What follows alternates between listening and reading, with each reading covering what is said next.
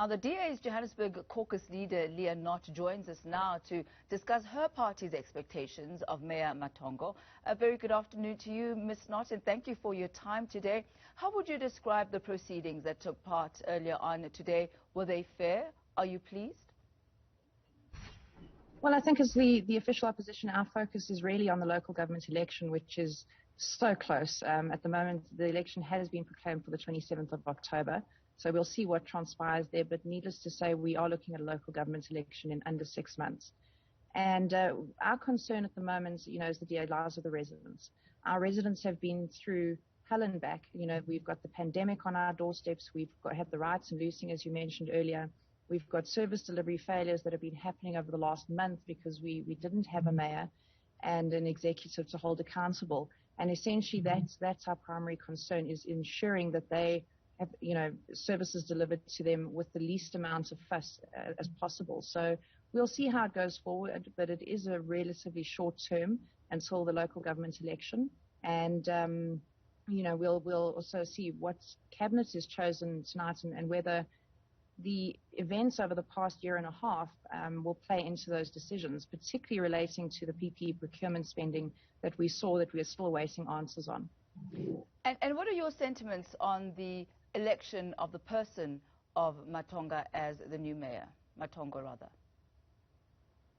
Well, I think, we'll see going forward. I'm not a psychic. I hope that he attends to the things that he had mentioned just 5 minutes ago. One of those was potholes. And as you know, our asphalt plant has been closed for several months. So as councillors, we've been escalating residents' complaints continuously, but the depots have been telling us that they cannot fix potholes because the asphalt plant isn't operational and their staff complement hasn't gone back down to level 3 as yet.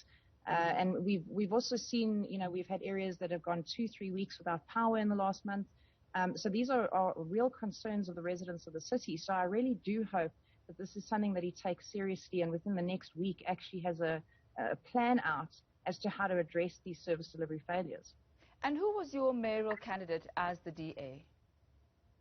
Well, as the DA said earlier, we are really focused on the local government elections. We would like to come into a new term within Joburg with an outright majority. That is our aim at the moment.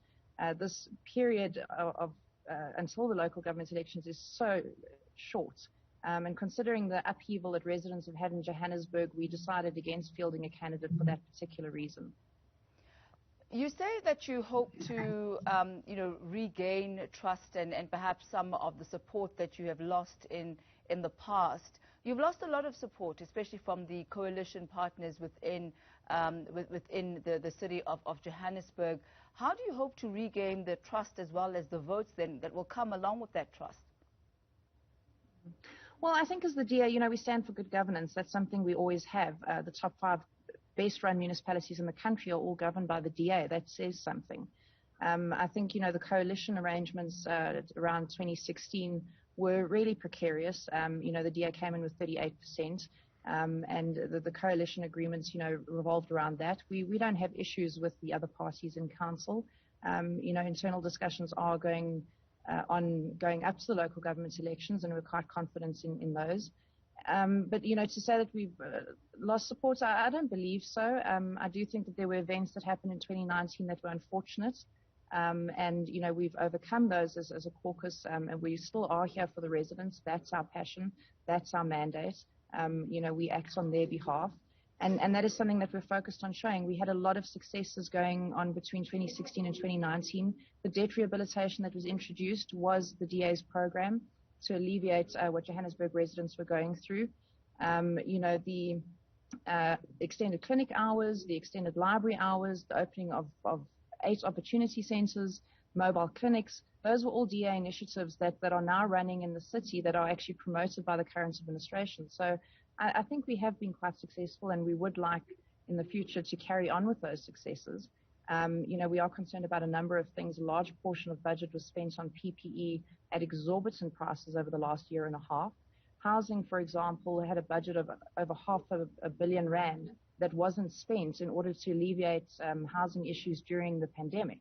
So, these are issues that we are still very much focused on, and we believe that, the residents of the city know that we are, and that's what we're trying to communicate to them on the ground at the moment. We've heard the newly appointed, newly elected mayor saying that by tonight the Mayoral Committee, the 10 members of the Mayoral Committee will be announced. What do you expect that to look like? Well, it's uncertain, you know, within the ANC. I think we've seen, especially with the cabinet reshuffle at parliamentary level, you know, that in my mind, they tend to reward incompetence as opposed to putting people in that are fit for purpose. I do hope that past actions and, you know, issues surrounding tenders, particularly, I mean, the PPE procurement for me is huge. It's R1 billion worth of money that should never have been spent. That could have gone towards service delivery. So we hope that those will play into the choices. We're looking at public safety at the moment, where contracts were allowed to lapse. At the moment, the city doesn't have speed enforcing cameras that are running because that contract was allowed to lapse. So we hope that the selection is made on fit for purpose, and we'll see what happens. Do you think the fact that Mayor Matongo was actually the MMC for finance in the city, will that stand him in good stead for this new position? Well, one would think so. I think being in charge of the budget of the city, and such a large budget, it's the largest in the country, that you would understand what is going on between different departments and how that those budgets fit into one another and you know, provide overall service delivery. So I do think that it does provide him with a solid background. He was one of the more competent MMCs when, you know, the previous mayor was in government. So yes, I do feel that it should provide him with that platform. Ms. Leah Knott, we thank you for your time and your insight this afternoon. That's Leah Knott. She is the DA's Joburg Caucus leader.